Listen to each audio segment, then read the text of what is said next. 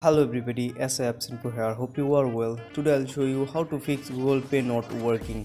It's an easy process, so let's start. First of all, just open your settings app and then go to the apps options.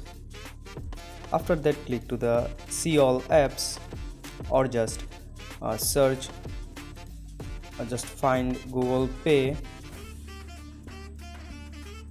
or GPay. Just open the GPay. After that, just click to the force stop and then click to the OK options. After that, go to the storage and cache and then click to the clear cache options and come back and click to the uninstall option if didn't work. So just if didn't those things not work, just click to the uninstall and reinstall the app. After that, your problem will be solved.